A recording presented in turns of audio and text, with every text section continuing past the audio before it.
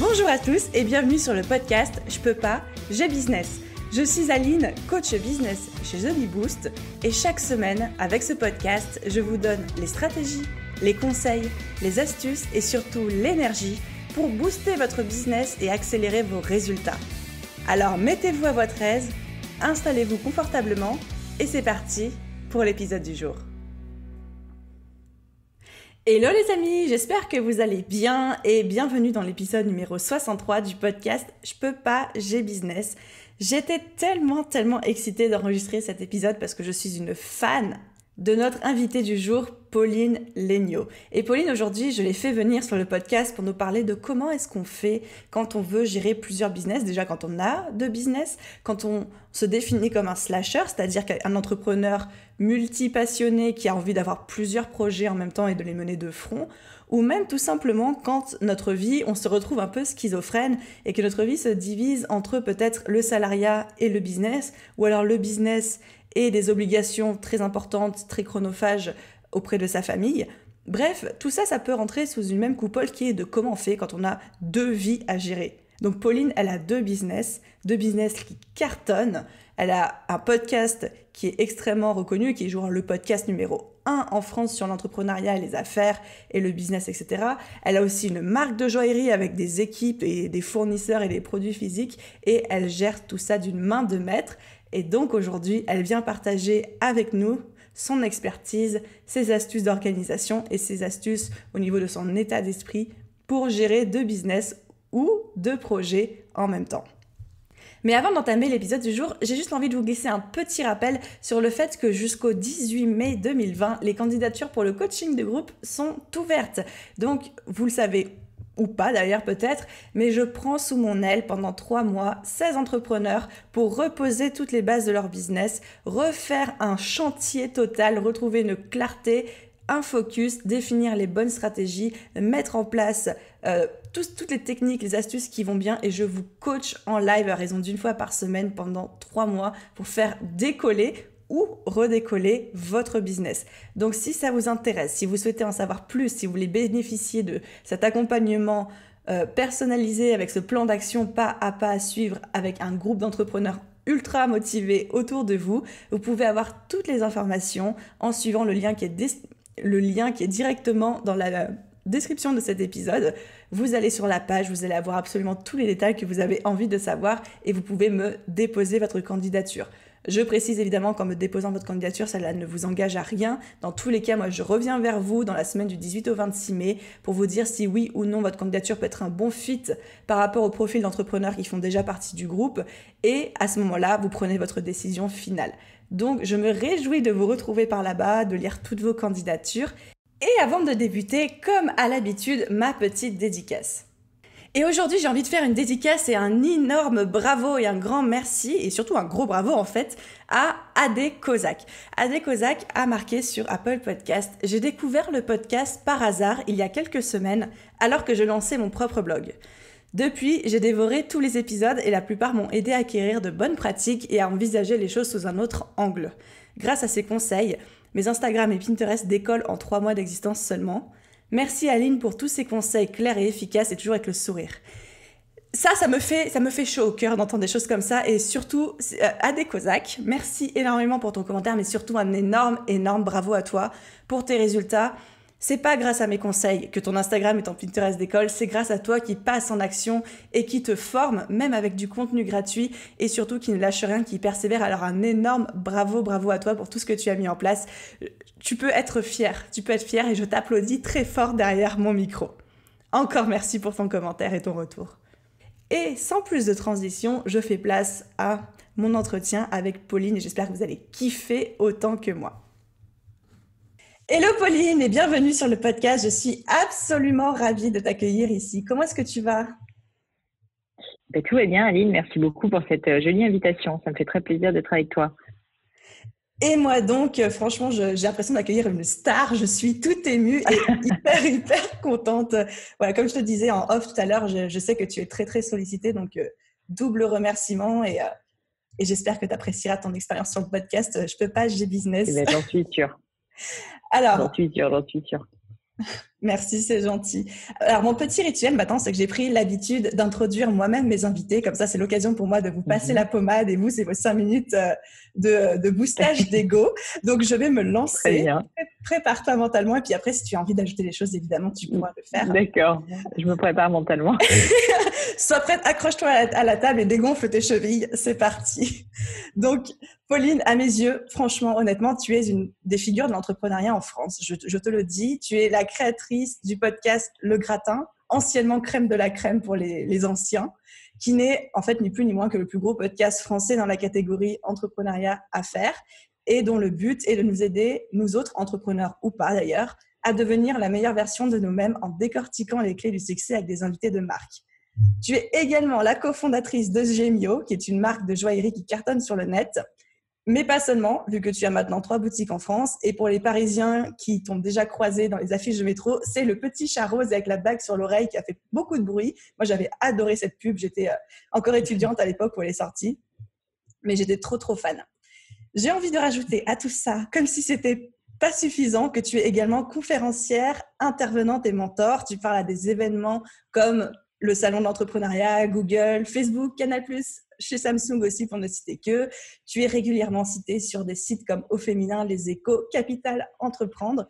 Et je ne sais pas si tu l'as vu, si c'est quelque chose qu'on t'a prévenu ou pas, mais tu as été citée très récemment comme étant une des 50 femmes importantes de la grande distribution en France, aux côtés de des femmes de chez Facebook, Coca-Cola, Google. Tu es au courant de ça?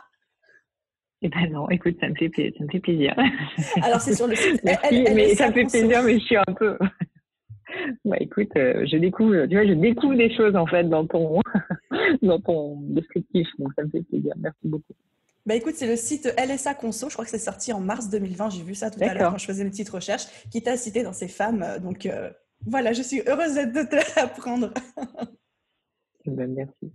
Mais merci beaucoup. Je suis très touchée d'être là et puis je sais que tu as une communauté de plein de femmes géniales qui entreprennent. Donc, ça me fait d'autant plus plaisir de pouvoir partager un petit peu avec toi. Donc, merci. Bon, après, maintenant, il faut que tu arrêtes de me faire gonfler les chevilles parce que là, sinon ça va devenir trop, quoi.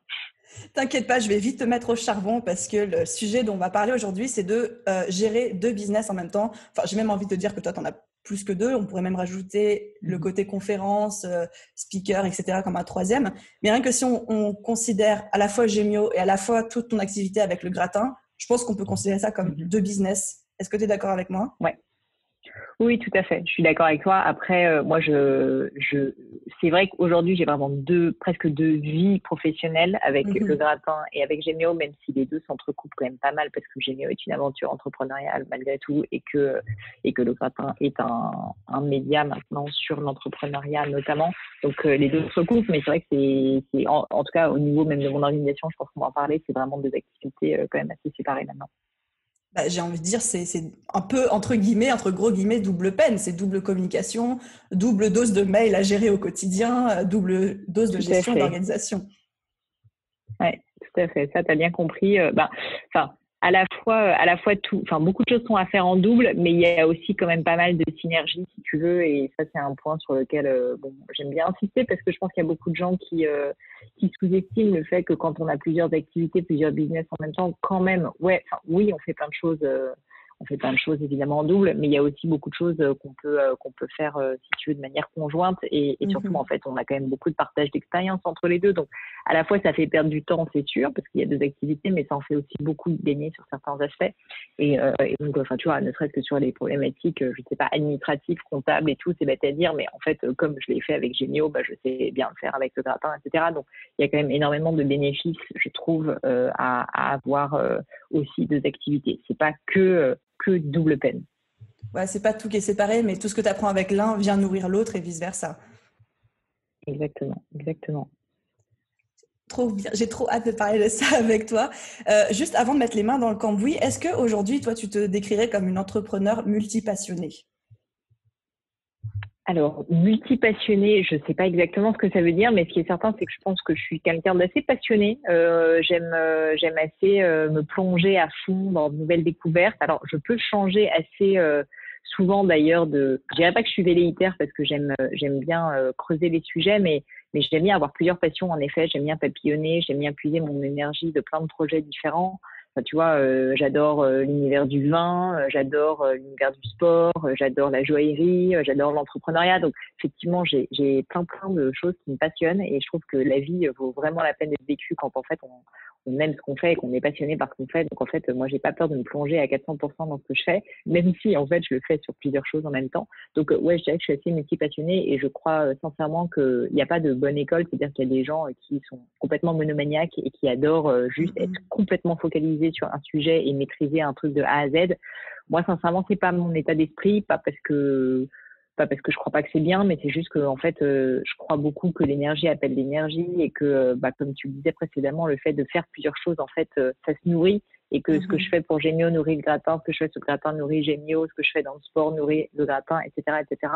Donc en fait, j'aime assez cette idée en fait de créer, si tu veux, des connexions entre différentes activités où on pourrait penser qu'il n'y en a pas à la base.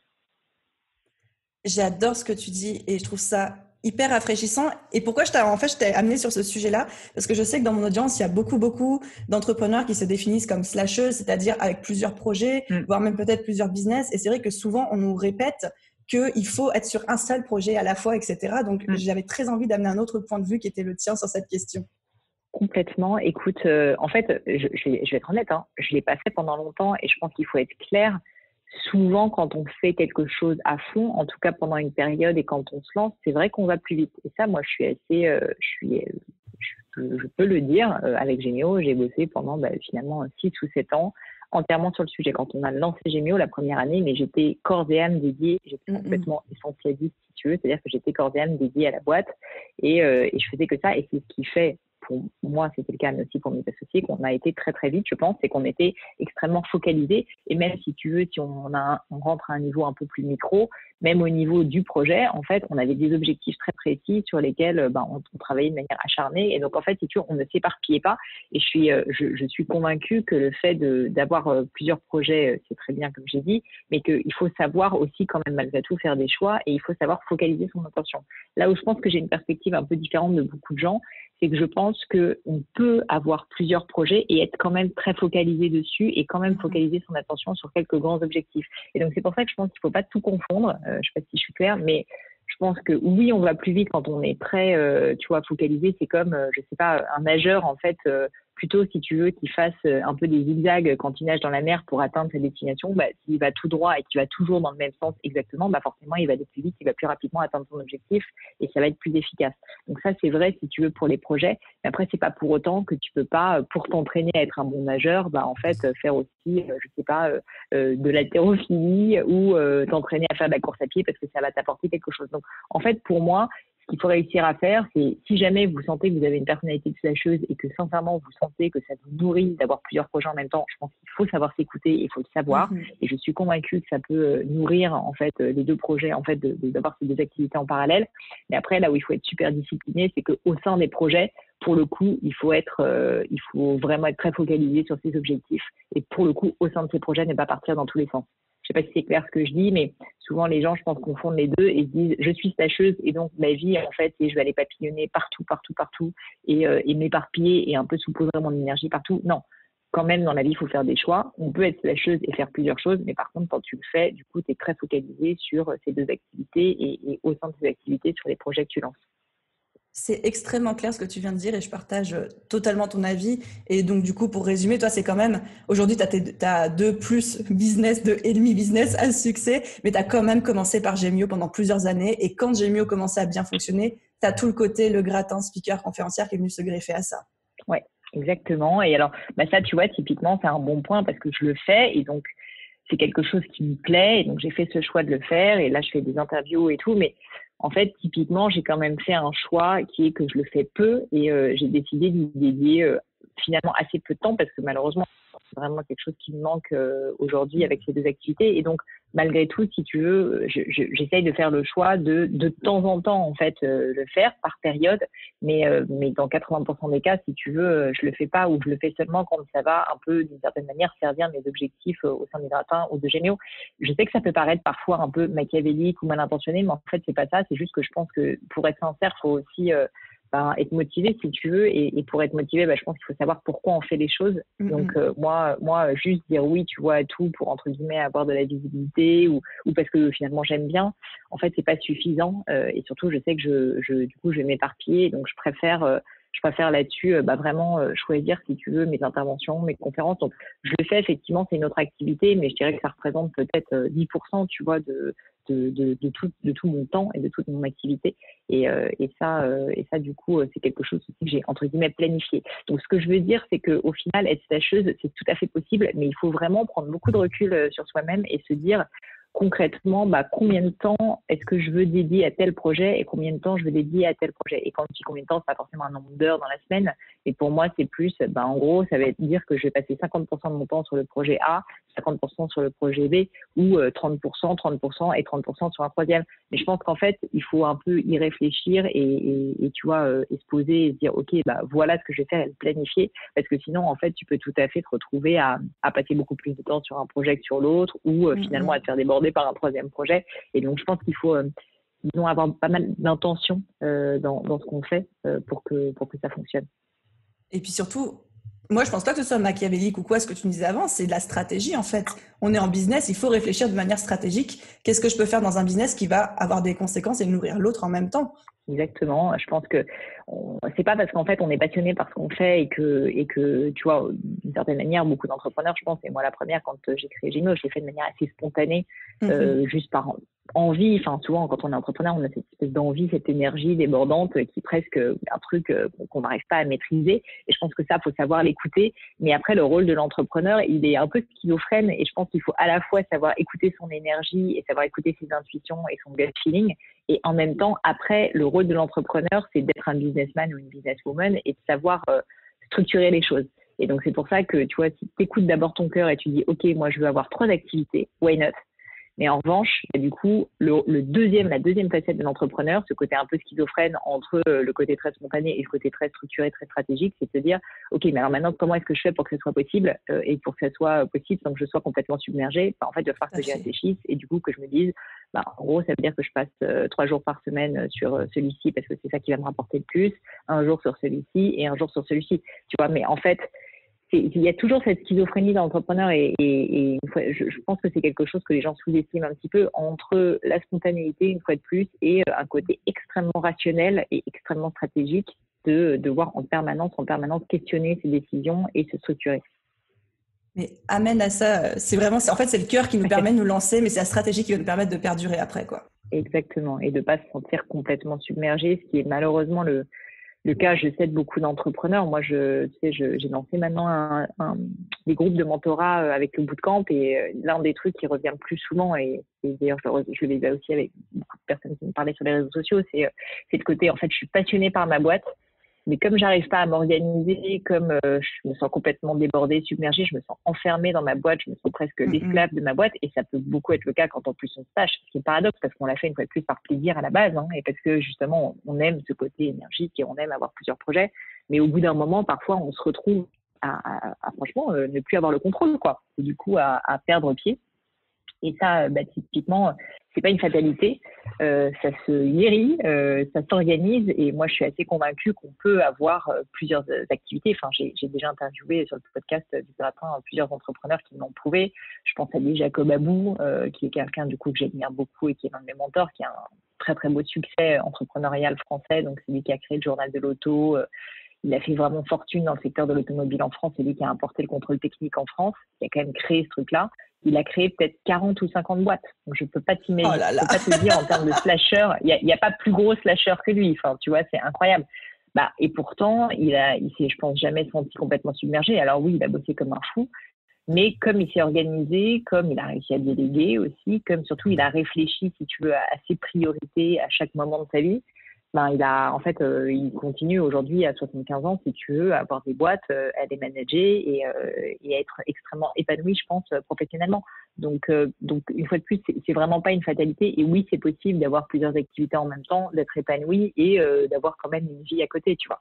C'est juste qu'il faut s'organiser, il faut déléguer, il faut pas se laisser submerger. Donc, une fois de plus, le message, là, on pourra parler après plus des détails si tu veux, mais c'est vraiment non seulement que c'est possible, mais en plus que ça nécessite juste d'une certaine manière de switcher son état d'esprit, de réussir à, tu vois, passer en mode, c'est comme un peu un ordinateur ou un robot, je sais pas, mais c'est un peu comme, parfois t'es en mode énergie et du coup t'es en mode, je lance plein de projets, et parfois il faut que tu sois en mode structuration, et au contraire, là t'es en mode, ok, je réfléchis pour réussir à faire en sorte que ça fonctionne, quoi. Et on retombe sur le côté schizophrène dont tu nous parlais tout à l'heure. Tout à fait. Mais bon, on peut se le dire entre nous, Aline. Pour être entrepreneur, il faut quand même être un petit peu fou. Un peu beaucoup. Et donc, un peu beaucoup. Et donc, je pense que être fou et schizophrène aide, paradoxalement, à être entrepreneur. Ce sera le titre de ce podcast. Voilà. Et du coup, en fait, tu m'as fait une transition, mais parfaite pour ma question suivante. Merci. C'était de savoir pour toi, si le fait de gérer 2 business en même temps, d'après ton expérience et d'après l'expérience des invités que tu as pu avoir, est-ce que c'est plus une question d'état d'esprit ou d'organisation? Alors, avant tout, d'état d'esprit, puisqu'il faut vouloir le faire, et que si tu es pas ce type de personnalité, et une fois de plus, moi, je suis vraiment quelqu'un qui croit beaucoup au fait qu'il faut savoir se connaître et s'écouter. Je le dis très souvent dans mes podcasts, sur mes médias sociaux, etc. Surtout, en fait, dans une ère où on a tendance à se comparer beaucoup parce qu'on voit, en fait, tout simplement ce que font les autres, en fait, on peut très souvent oublier de s'écouter et se dire, c'est ça qu'il faut faire, pour plein de raisons, parce que c'est cool, parce que c'est à la mode, parce que cette personne a l'air heureuse, parce que cette personne a l'air de réussir, etc., etc. Si jamais vous n'êtes pas dans l'état d'esprit, votre état d'esprit n'est pas d'être une slasheuse ou d'être quelqu'un qui aime avoir plusieurs activités en même temps, mais ne le faites pas. Mon mari, par exemple, c'est pas quelqu'un qui est comme moi. C'est un vrai entrepreneur que j'admire énormément, mais c'est quelqu'un qui a besoin d'être focalisé sur un sujet à la fois et de le faire à fond. Et honnêtement, je le respecte et il faut juste le savoir si tu veux. Donc, effectivement, la première question pour moi, la base, le pilier, et pour moi, il y a même pas de question, c'est il faut d'abord se connaître. Et donc, c'est d'abord une question d'état d'esprit. Si vous avez l'état d'esprit, on va dire slasher, ou en tout cas de vouloir avoir plusieurs activités, embrassez-le. Mais à l'envers, si vous l'avez pas, il y a pas, non seulement il n'y a pas mort d'homme, mais au contraire, embrassez le fait que vous êtes quelqu'un qui a une force et que vous allez pouvoir travailler, affiner, peaufiner, perfectionner votre produit dans la durée parce que vous aurez votre cheval de bataille, quoi. Donc, c'est aussi une force d'une certaine manière. Donc, c'est la première chose. Et puis après, par-dessus, je rajoute la couche après, qui est effectivement l'organisation. Mais pour moi, c'est dans cet ordre-là, si tu veux. Ça sert à rien d'organiser si en tout cas, tu n'as pas la foi, tu n'as pas la motivation pour le faire. Enfin, tu vois, être tâcheuse pour être tâcheuse, ça n'a pas d'intérêt. Donc, il faut d'abord, en fait, que ça soit un état d'esprit. Et ensuite, effectivement, pour que ça marche, c'est plus ça. C'est le côté donc schizophrène qui revient. C'est une question d'organisation. Et là, oui, il faut s'organiser. Et il y a un premier conseil que je peux donner pour celles qui savent qu'elles veulent être tâcheuses et si effectivement elles ont plusieurs activités déjà, c'est que la base de la base, c'est qu'en fait, je te dis, il faut revenir à des principes très, très simples. Souvent, le business, c'est en fait beaucoup de bon sens et moi, je crois beaucoup à ça. Et il faut se dire, OK, combien de temps est-ce que je pense, combien de pourcentage de temps, si je vais te faire, je dois dédier à ce business A, ce business B, ce business C. Une fois que tu as fait ça, que tu sais de manière un peu stratégique et presque philosophique, si tu veux, combien de temps tu veux dédier à tel ou tel projet, après, tu prends ton agenda tout simplement et tu décides. Et en fait, tu essayes de créer des disciplines et des routines pour que ça fonctionne. Moi, par exemple, avec le gratin, pendant longtemps, le gratin, c'était un vrai side project. Et donc, j'avais décidé que c'était, je le disais d'ailleurs assez ouvertement, night and weekend. Et donc, je le faisais effectivement quand je rentrais du boulot de Gémeo le soir. Et je le faisais le week-end. Et du coup, je t'avoue, j'étais assez fatiguée. Mais comme j'étais hyper motivée et que ça avait été un choix et que je savais que mon focus était Gémeo à 100% et que le gratin, en fait, c'était presque les 110%, tu vois, c'était les 10% en plus. En gros, du coup, c'était même pas considéré pour moi comme du temps de travail. Je le faisais, en fait, sur mon week-end. Le jour où j'ai décidé d'en faire plus un business et vraiment quelque chose qui serait une vraie activité, pas juste, si tu veux, je sais pas, comme une activité de faire du sport ou quelque chose comme ça, là, en fait, je me suis dit, OK, maintenant, je vais repenser comment est-ce que je l'organise. Et j'en ai discuté avec, évidemment, mon associé qui est mon mari, et donc on a pris la décision à deux que j'allais consacrer 2 jours par semaine au gratin et donc plus que 3 jours chez Gémeo. Alors, évidemment, en pratique, je te cache pas que là, aujourd'hui, qui est un jour au gratin, en fait, je fais aussi plein de choses Gémeo et que malheureusement, même si j'essaye d'être le plus structuré possible, c'est pas 100% non poreux, si tu veux. Mais c'est pas très grave. Il faut pas, je pense, être psychorigide là-dessus. Je pense qu'il faut quand même essayer de déterminer à l'avance. Donc, moi, par exemple, si jeudi, vendredi, gratin, jeudi, vendredi, je sais que globalement, à 80%, je vais bosser sur le gratin, ou en tout cas, je cale mes rendez-vous à ce moment-là. Je me suis organisée dans ma journée pour pouvoir faire mes interviews, etc. à ce moment-là. Donc vraiment, si tu veux, ma vie est structurée de telle sorte que je donne toutes les chances à mon travail sur le gratin les jeudis et les vendredis.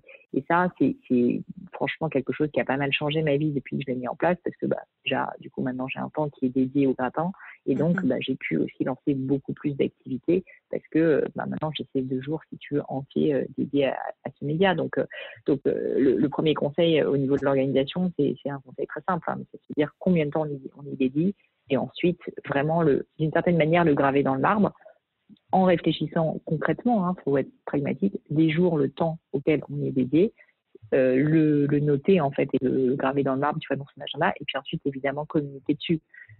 Si jamais tu as une équipe, si tu as un mari, si tu as, je sais pas, n'importe qui en fait avec qui tu collabores, un freelance, etc. Il faut que cette personne sache que ce jour-là, voilà sur quoi tu bosses, tu vois, pour que tu essayes quand même aussi de toi, si tu veux, ne pas te faire complètement déborder parce que cette personne va te parler de ton autre business le jour où tu es censé travailler sur quelque chose de différent. Donc oui, ça nécessite un petit peu d'organisation, mais tu vois, c'est pas si compliqué que ça. Enfin, en réalité, c'est beaucoup de bon sens, je pense. Et c'est juste en fait de prendre la décision et de poser une structure, même si, comme tu as dit, il y a toujours un peu, ça, c'est poreux un peu des fois entre les jours, mais tu as quand même une structure de base qui a été fixée, quoi. Exactement. Et je pense que c'est important d'être dans le dialogue et du coup d'en discuter pour les personnes qui ont des collaborateurs, évidemment, avec les collaborateurs et d'expliquer. Je pense que ça peut être, c'est intéressant de se dire aussi qu'il peut y avoir une phase de test, tu vois. Enfin, moi, je savais pas si ça serait assez, si ça serait trop, etc. Donc, je m'étais pas dit, OK, c'est ça. Et puis voilà, c'est fini. Enfin, une phrase que je dis souvent, c'est dans la vie, rien n'est définitif. Évidemment, si jamais ça n'avait pas fonctionné, ou peut-être que plus tard j'aurais besoin de plus de temps, ou peut-être que ça sera d'autres jours, c'est pas grave. Mais c'est juste que là, actuellement, la personne que je suis a envie de le tester de cette manière et trouve que ça fonctionne bien de cette manière. Donc, je pense qu'il faut se le dire comme ça et il ne faut pas avoir peur d'avancer parce qu'en tout cas, ça n'est pas définitif. Et ensuite, le communiquer, si tu veux, à son équipe, à son entourage, etc., pour que les choses soient très claires et que du coup, on puisse se consacrer pleinement à chaque activité. Et ensuite, au sein de ces journées-là, l'idéal, c'est quand même d'essayer de encore plus s'organiser. Et donc, comme du coup, quand on est slasher, on a forcément 2 fois moins de temps, a priori, pour chacune des activités. Il faut quand même essayer d'être extrêmement efficace sur ce qu'on fait. Donc ça revient un petit peu à ce que je disais au début quand je disais qu'il faut être très focalisé. Moi, je travaille beaucoup par objectif. C'est-à-dire que j'ai des objectifs, mettons par trimestre ou par mois ou ce genre de choses. Ça peut être des objectifs chiffrés, mais ça peut être de recruter un collaborateur. Enfin, sincèrement, ça dépend. Mais faire un espèce de plan stratégique, si tu veux, à la fois d'une année sur l'autre, évidemment, le grand plan, on va dire, et ensuite par trimestre, ça te permet, si tu veux, en permanence de savoir sur quoi tu dois bosser et de limiter l'éparpillement qui est un peu propre, je pense, aux slashers. Donc, une fois de plus, je sais que ça peut paraître très conceptuel, tout ce que je raconte est très pas dans l'action. Mais une fois de plus, je suis vraiment, vraiment convaincue que si tu sais pas ce que tu dois faire, si tu n'as pas des objectifs précis, si tu n'as pas réfléchi à là où tu veux aller, en fait, ouais, tu peux passer ta journée à agir, à aller dans tous les sens, mais si tu veux, à un moment donné, tu vas prendre un sac de sable, tu vas l'amener de gauche à droite, et puis ensuite de droite à gauche, et de devant derrière, et en fait, il n'y a pas de sens. Donc, il faut d'abord faire un plan, tout simplement. C'est comme quelqu'un qui va explorer, si tu veux, un territoire. En fait, il faut d'abord décider où on veut aller pour pouvoir atteindre ce lieu, plutôt que de juste aller un petit peu et courir à droite à gauche, tu vois, parce que c'est pas comme ça qu'on avance le plus vite. Et je suis totalement d'accord. Et rassure-toi, c'est extrêmement clair ce que tu racontes. Et c'est vrai que souvent, plus on a tendance à être slasher, plus c'est des gens qui ont tendance aussi à s'éparpiller. C'est le gros danger. Donc, merci de recadrer en me disant, mais encore plus quand vous êtes slasher, mais l'organisation, elle doit être pas au carré, mais elle doit être en tout cas très bien définie et cadrée de base, quoi. Disons qu'en tout cas, il faut connaître ses qualités et ses défauts. Donc, un slasher, souvent, il a beaucoup d'énergie à revendre, il est très créatif, il a plein d'idées, donc ça, c'est génial. Mais c'est aussi quelqu'un, comme tu dis, qui a tendance à ne pas aller au bout des projets souvent et s'éparpiller. Et donc ça, si tu le sais, faut créer des garde-fous. Et c'est pour ça qu'un garde-fou assez simple, c'est d'avoir des objectifs auxquels on réfléchit et qui juste nous motivent aussi. Parce que si tu sais où tu veux aller, une fois de plus, tu vas même peut-être pouvoir bosser encore plus dur. Et tu peux d'ailleurs prévoir des récompenses. Tu vois, je sais pas, être un tel chiffre d'affaires, tu te fais un super resto. Enfin, moi, c'est un truc que je fais assez régulièrement. Je trouve ça plutôt sympa. Et du coup, ouais, non, mais c'est vrai, tu vois. Enfin, franchement, avec mon mari, on l'a d'ailleurs mis en place avec Gémeo. Enfin, c'est une structure d'initiative qui est assez intéressante. Du coup, c'est quand, je sais pas, on atteint tes objectifs chiffrés, quand la boîte est bien structurée. Enfin, il faut que ce soit des objectifs précis, mais ça permet aussi à tout le monde, si tu veux, d'être embarqué vers l'objectif, d'avoir envie. Et c'est pas uniquement pour avoir un bon resto. C'est parce que du coup, ça crée, si tu veux, une espèce d'émotion commune, d'envie commune d'aller réussir à remporter l'objectif. Et donc, ça crée un esprit de corps. Et donc, qu'on soit en équipe ou pas, ce genre de petites gimmicks fonctionne réellement. Et donc, il ne faut pas hésiter à les utiliser. Et moi, j'ai hésité tout autant avec Gémeo qu'avec le gratin, où aujourd'hui, on est 2 seulement, parce que j'ai une collaboratrice qui m'assiste sur pas mal de choses. Et donc, là-dessus, si tu veux, on essaye de se fixer des objectifs et de se féliciter quand on les atteint, en tout cas avec des petites récompenses. C'est tellement important. Il faut que l'entrepreneuriat, ça soit sympa aussi. Ah mais carrément. Non, mais il faut célébrer. Il y a trop de gens qui ne prennent pas le temps de s'arrêter sur leur petite marche d'escalier et de fêter le fait d'avoir franchi un échelon en plus, tu vois. C'est important. Alors, maintenant, petite question, je vais aller te chercher un petit peu. Très honnêtement, entre nous, donc j'ai bien compris que c'était 3 jours pour Gémeo, 2 jours pour le gratin, mais est-ce qu'il y a des moments où tu as envie de te consacrer plus à l'un ou plus à l'autre? Oui, essentiellement en fait quand je vois des opportunités ou que j'ai beaucoup de choses à faire pour l'un et pour l'autre. Et d'ailleurs, il m'arrive régulièrement de prendre la décision de ne pas respecter, comme je le disais, mon planning. Donc j'ai un planning qui m'aide à me structurer, mais je peux quand même de temps en temps, si tu veux, parce que j'ai pas le choix, passer plus de temps sur Gémeo, parce que là, tu vois, je te cache pas que pendant la crise, les 3 premières semaines ou les 2-3 premières semaines ont été beaucoup consacrées à Gémeo parce qu'il y avait beaucoup de choses à gérer et gérer une boîte de 30 personnes en cette période, c'est pas évident. Donc, en fait, pour moi, il n'y avait pas de question, si tu veux, sur le fait que la priorité, c'était Gémeo. Le gratin est quelque chose qui est très important à mes yeux, mais il ne souffrait pas de la situation. Et donc, il y avait une urgence qui était plus à gérer Gémeo. Donc, envie ou priorité, à la rigueur, c'est l'un ou l'autre, parce que les deux se confondent un petit peu. Mais évidemment, il m'arrive de ne pas respecter le planning et de me consacrer plus à l'un qu'à l'autre. Mais après, souvent, je le rattrape, tu vois, parce que, je sais pas, le gratin, un d'autres moments, en fait, où j'avais plus de temps avec Gémeo, je pense que j'y consacrais en réalité peut-être un petit peu plus que 2 jours par semaine, ou pendant mes vacances, je vais passer plus de temps sur le gratin. Enfin, sincèrement, c'est assez intuitif. Je pense qu'il faut savoir s'écouter une fois de plus, et surtout, il faut savoir écouter son business. Et si jamais ton business te réclame, il faut quand même, faut pas juste être psychorigide et être en mode non, mais là, si je dis, je ne vais pas éteindre les feux. Non, c'est pas possible. On peut parfois avoir un petit peu peur de se refermer dans une organisation. Moi, je fonctionne exactement comme toi. En fait, j'ai des journées thématiques avec tel jour, je fais tel genre de tâches. Et certaines personnes peuvent se sentir un petit peu enfermées, mais en fait, c'est quand même nous qui sommes maîtres de notre organisation. Et donc, en cas de priorité, en cas de besoin, en cas d'envie, on peut tout à fait sortir de ce cadre. C'est ça, exactement. Je pense qu'en fait, si tu veux, au début, je pense que c'est important de respecter de manière assez, je dis le terme psychorigide, mais de manière très disciplinée, si tu veux, tes règles, parce que c'est ça qui crée ton cadre, Et une fois de plus, je pense que je reviens toujours à la même chose, il faut se connaître.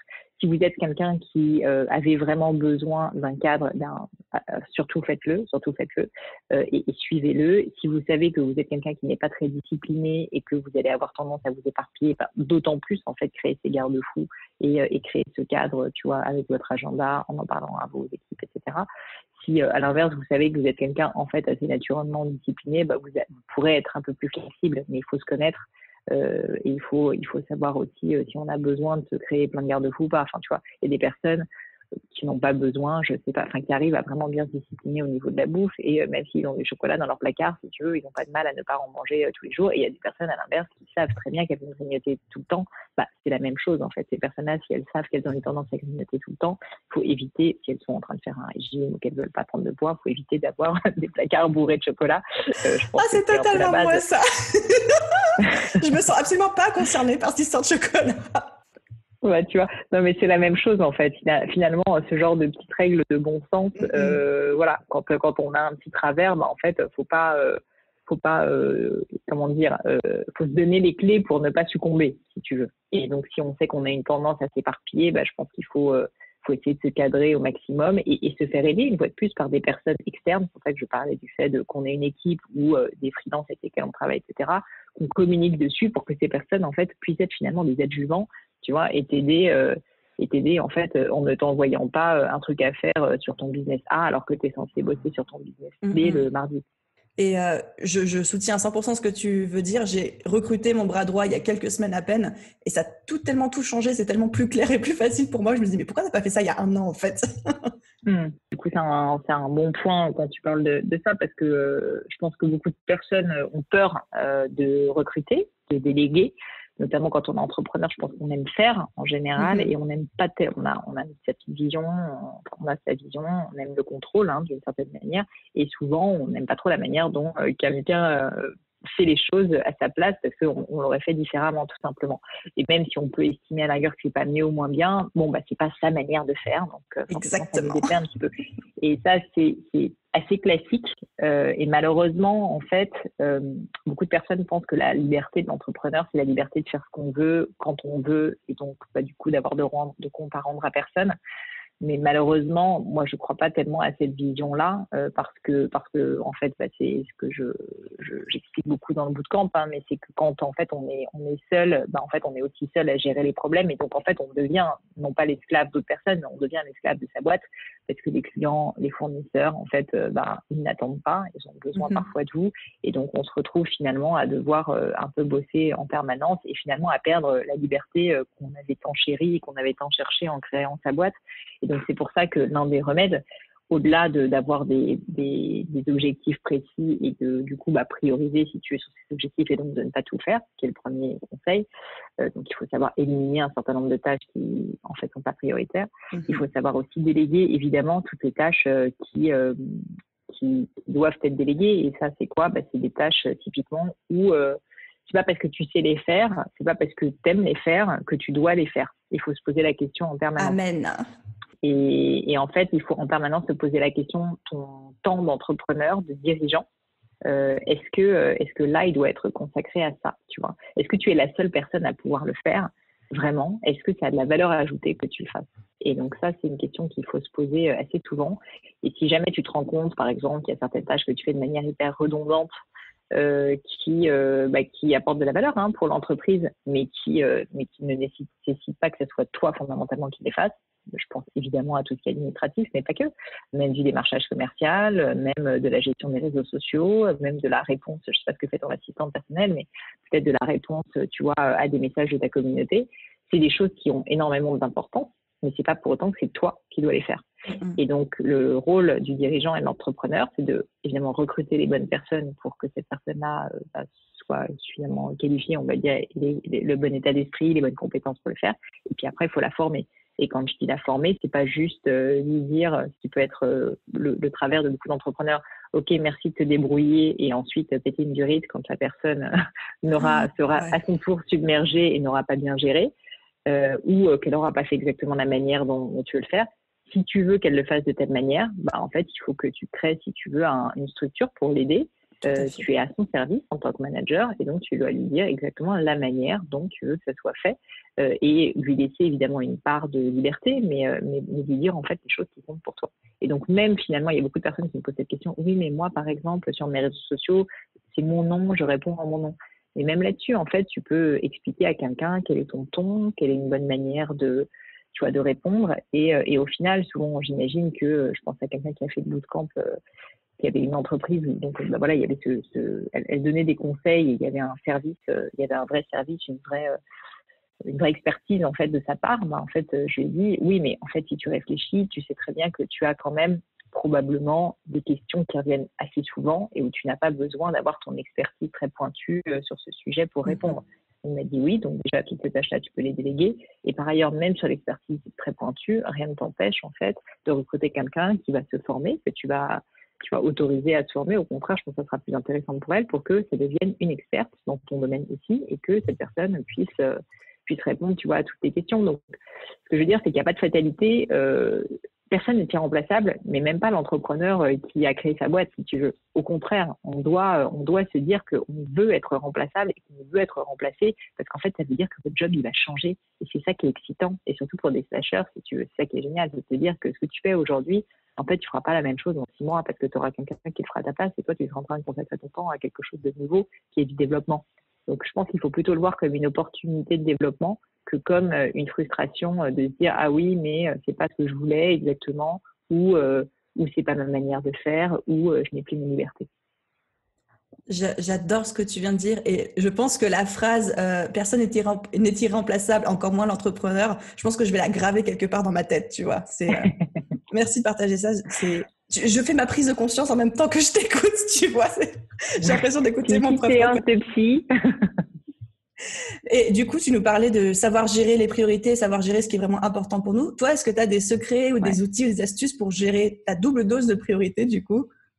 Alors oui, enfin ce que je peux te dire, c'est que donc moi j'ai un espèce de processus que j'ai mis en place avec Gemio il y a quelques années et que du coup j'ai intégré au gratin, qui est que une fois par an, en général je le fais vers le mois de novembre-décembre, je fais en fait le plan stratégique de l'année à venir. Donc en fait, c'est une vraie séance de travail, de réflexion, d'échange. Je vais demander des avis extérieurs, je vais parler à mes mentors, je parle évidemment beaucoup avec mon associé, on le fait à deux ce travail. Et en fait, on réfléchit à ce à quoi on croit. Et donc, si tu veux, c'est un plan qui nous permet de vraiment nous dire, OK, là où on veut aller à 1 an. Et en général, on fait une mise à jour aussi de notre plan à 5 ans. Donc ça, en gros, je le fais une fois par an.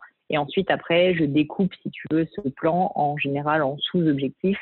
Et en gros, concrètement, quelque chose d'assez simple, c'est que je vais avoir des objectifs, je dis n'importe quoi, un objectif, ça peut être de développer la visibilité du gratin. Je vais en fait mettre en dessous quelques sous-objectifs chiffrés, donc le nombre d'audiences, le nombre d'écoutes par mois du podcast. Je vais avoir le nombre de personnes qui me suivent sur Instagram, le nombre de personnes qui me suivent sur LinkedIn, etc., etc. Et avec des objectifs, non pas par mois parce que je n'y crois pas tellement, mais plutôt des objectifs, tu vois, par trimestre ou tous les 4 mois. Enfin, en tout cas, c'est fixer des deadlines pour atteindre un certain objectif. Et ça, je trouve que c'est assez intéressant parce que ces objectifs, on peut les mettre à jour, tu vois, et en général, mon processus, c'est donc, je fais ce plan une fois par an et ensuite, à peu près une fois tous les 3 mois, je fais une mise à jour du plan pour être sûr, en fait, que je vais dans la bonne direction, voir ce qui avance assez vite, ce qui n'avance pas assez vite, est-ce qu'il faut que je change mon fusil d'épaule, est-ce que c'était des bons objectifs aussi. Et une fois que j'ai fait ça, je suis repartie, si tu veux, comme en l'an 40, parce qu'en gros, c'est ça qui te motive aussi. Mais ça, je pense que c'est un travail qui est assez important et je constate que peu d'entrepreneurs le font malheureusement parce que beaucoup sont juste finalement dans une espèce de gestion au jour le jour et un objectif imprécis de je veux développer mon activité.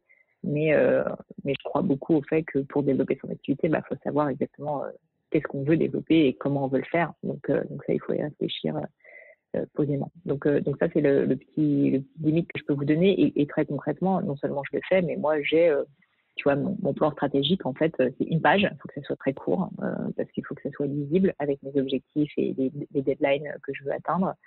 Et ça, je la consulte tous les jours, si tu veux. C'est-à-dire qu'en fait, c'est une feuille que j'ai qui est, en l'occurrence, chez moi, elle est accrochée près de mon bureau. Et sinon, elle est sur mon desktop, sur mon bureau, sur mon ordinateur, sur mon bureau d'ordinateur pour que je puisse y avoir accès très facilement. Et donc, c'est très, très important de se rappeler tes objectifs en permanence pour justement éviter de s'éparpiller.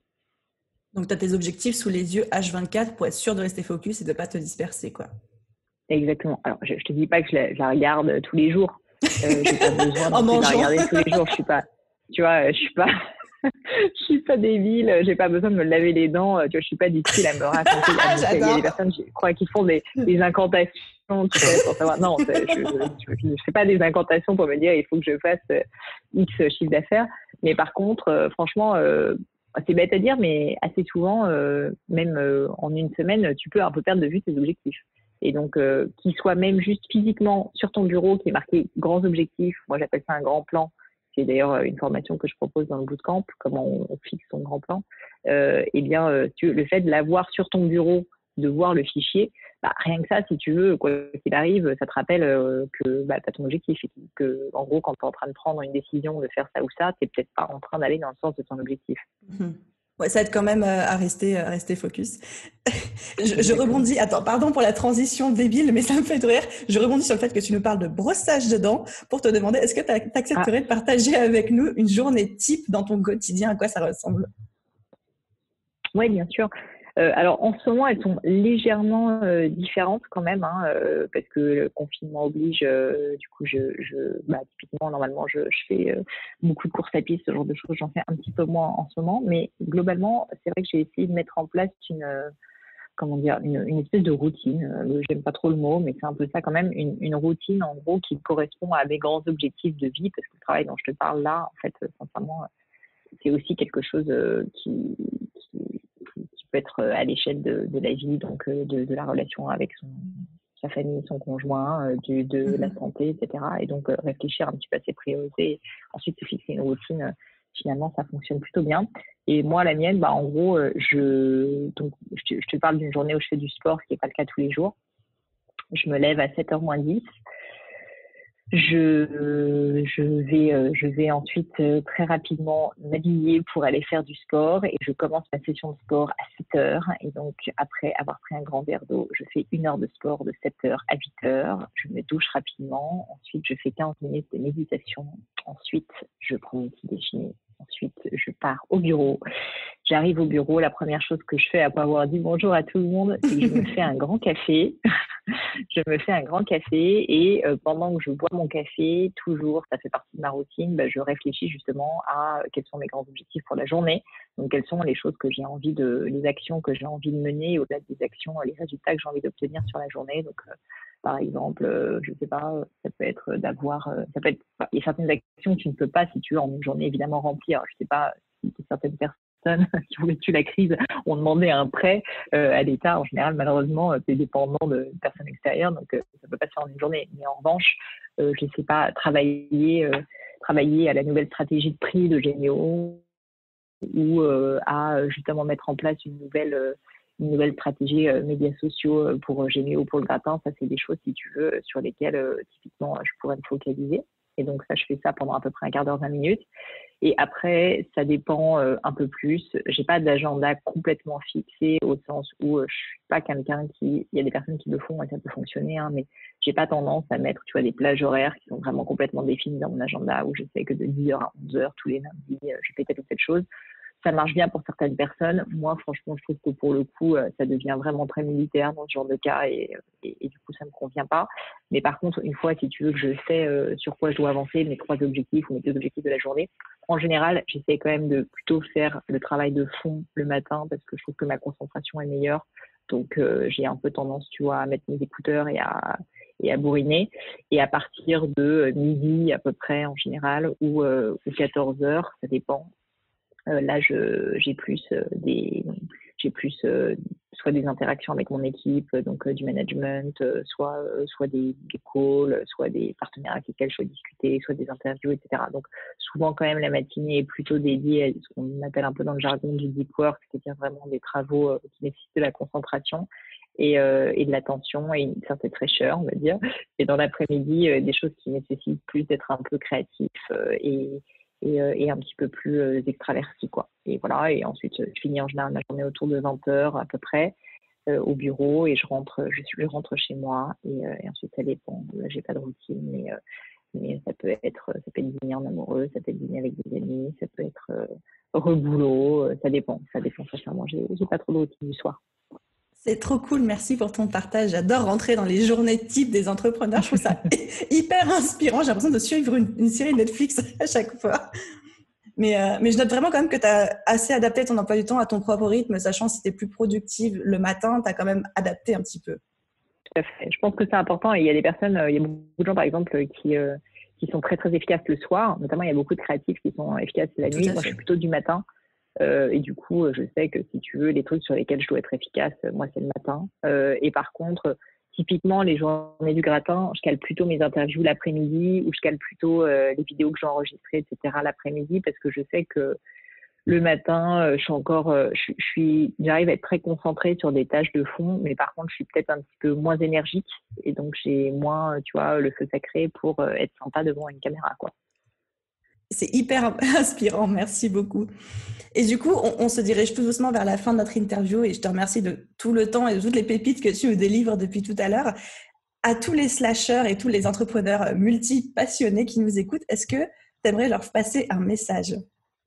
Je pense que je vais juste repasser le message que je disais tout à l'heure. Enfin, déjà, vous pouvez en fait être fier de vous parce que je pense que le fait d'être slasher, ça veut dire que vous aimez l'action, que vous aimez avancer. Et moi, je suis assez convaincue que, enfin, aujourd'hui, le monde a besoin de plus de gens comme vous qui faites des choses. Et moi, je crois beaucoup qu'en plus, le bonheur est intrinsèquement lié à l'action et au fait de faire. Et je pense que beaucoup de gens sont malheureux justement quand ils sont dans l'inaction parce que on se replie sur soi-même, etc.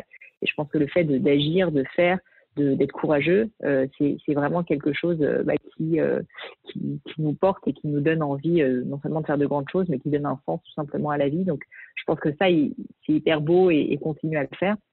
Je pense qu'en plus, si vous avez décidé que voilà, vous allez avoir plus d'activités, enfin vraiment, il y a beaucoup de personnes qui en ont peur, je pense, et qui pensent que c'est pas rentré dans le cadre. Mais non, moi j'ai envie de vous dire que c'est tout à fait possible. C'est possible de réussir. Je reprends encore l'exemple de Jacob Abou. Franchement, c'est un homme que j'admire énormément et qui a créé voilà peut-être 40, 50 boîtes. Il y en a d'autres. Je pense à Philippe Bloch. Enfin, des slashers, en fait, il y en a énormément et je pense qu'il ne faut pas avoir peur de ne pas être dans une case qui est la case de j'ai un job du lundi au vendredi, de 9h à 19h ou de 9h à 17h et en gros, ma vie, c'est ça, un point barre. Non, si vous, votre vie, c'est autre chose et vous pouvez être slasher entre des activités professionnelles, mais aussi peut-être des activités personnelles, intellectuelles, spirituelles, artistiques qui vous passionnent et qui sont peut-être pas forcément à but financier uniquement, mais je pense que c'est hyper important de cultiver justement sa singularité et c'est ça qui va faire que vous allez faire de grandes choses parce que finalement des gens qui sont très bons dans un domaine, il y en a plein, mais des gens qui arrivent à concilier, je sais pas, une dimension artistique plus en même temps une dimension entrepreneuriale plus en même temps, je sais pas, un amour de la cuisine, je sais pas exactement ce que ça donne, mais je suis sûre que ça peut donner un cocktail explosif qui peut donner lieu à une très très belle activité hyper intéressante. Et très souvent, d'ailleurs, les personnes qui se démarquent sont des personnes qui arrivent à puiser beaucoup d'inspiration de différents secteurs et à créer ces connexions. Et finalement, moi, c'est un peu ce que j'ai essayé de faire avec mon expérience entrepreneuriale de Gémio et le gratin, c'est de puiser en fait des connexions de toutes les personnes rencontrées avec le gratin et des connexions en fait que j'ai de mon expérience avec Gémio pour en faire quelque chose d'un peu différent, peut-être en tout cas une expérience avec le gratin que je trouve intéressante, qui est très ancrée sur du concret, du bon sens et juste l'envie d'aider. Donc, je pense qu'il faut juste savoir s'écouter si tu veux. Et une fois qu'on sait faire ça, il n'y a pas de bonne solution, il n'y a pas de recette magique, mais par contre, au moins on est motivé et ça permet d'avancer et souvent d'aller très très loin. Ah, ça me fait des papillons dans le cœur, ce que tu dis. Oh. J'adore. Oh, merci énormément pour ce partage et encore une fois pour toute la valeur ajoutée que tu as apportée à ce podcast. C'est magnifique. Où est-ce qu'on peut te retrouver pour les gens qui ne te suivent pas encore? Alors, écoute, c'est une bonne question. On me retrouve quand même essentiellement aujourd'hui, donc malgré tout, on a parlé un petit peu de mon activité professionnelle avec Gémio, donc sur le site de Gémio qui est ma marque de joaillerie, GE2MYO, sur le site du Gratin qui est mon podcast qui est le-gratin.fr, qui est un blog en fait aujourd'hui où tous les épisodes sont disponibles et aussi vous avez la formation du bootcamp qui est expliquée. Et sinon en fait pour me retrouver à titre plus personnel, ça va être sur mes réseaux sociaux essentiellement. Donc je suis surtout active sur Instagram et sur LinkedIn et là on me retrouve à Pauline Beugnot. Je crois tout attaché et du coup, je réponds en général aux messages quand on m'envoie. Je confirme, je t'écris des messages et tu m'as répondu à chaque fois. Super, je mettrai absolument tous les liens en description. Puis j'en profite pour rappeler que comme la fête des mères approche, allez sur le site de Gémio, ça peut être une très bonne idée pour avoir des bijoux qui sont absolument magnifiques tout en étant pas trop poussiéreux dans le genre monde de la joaillerie, quoi. C'est adorable, merci beaucoup Aline et merci à toi pour cette invitation et puis surtout un grand bravo pour ce que tu fais. C'est adorable, merci énormément Pauline pour ton temps et puis à très vite. À bientôt, au revoir. Et voilà, du coup, pour notre entretien, je sais pas si vous avez été comme moi, j'étais comme une gosse. Il y avait trop de valeurs, trop de pépites dans tout ce que Pauline nous disait. Je retiens vraiment, s'il y a une chose que je retiendrai de cette entrevue, c'est vraiment le fait que c'est pas parce qu'on est slasher et c'est pas parce qu'on a plusieurs projets ou qu'on doit mener plusieurs choses de front que ça nous donne la permission de nous éparpiller. Au contraire, il faut vraiment structurer. Et vous avez entendu Pauline, elle structure ses journées. Elle a des journées dédiées à Gémio, elle a des journées dédiées à son activité de speaker, de mentor, de podcasteuse, etc. Après, à partir de là, elle se donne la permission, en cas de nécessité, en cas de priorité, en cas d'urgence ou en cas d'envie, de déborder de ce cadre. Mais le cadre est là dès le début et elle ne laisse pas l'organisation de ses journées, l'organisation de ses mois et de ses semaines au petit bonheur de la chance en se levant le matin, en se disant qu'est-ce que j'ai envie de faire aujourd'hui ? Non. Elle a ce cadre au début et à partir de ça, elle compose.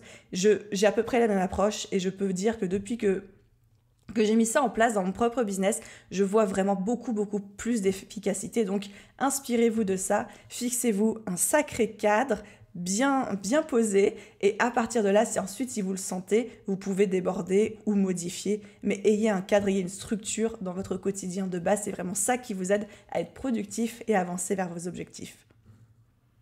Et j'espère que cet épisode vous aura plu autant qu'à moi. Si c'est le cas, n'hésitez pas à lui laisser une note, 5 étoiles si le cœur vous en dit, quelle que soit la plateforme sur laquelle vous nous écoutez. Si vous êtes sur Apple Podcast ou une plateforme qui supporte les commentaires, un petit commentaire. J'adore vous lire à chaque fois. C'est vraiment un bonheur et puis ça aide vraiment le podcast à se faire connaître. Donc encore merci à ceux qui prendront la peine de le faire. Les autres, c'est pas grave, je vous aime quand même. Il n'y a pas de souci. Et je vous souhaite une très belle journée où que vous soyez. Profitez bien, prenez bien soin de vous. Et moi, je vous dis à très vite dans un nouvel épisode de podcast. Bye bye!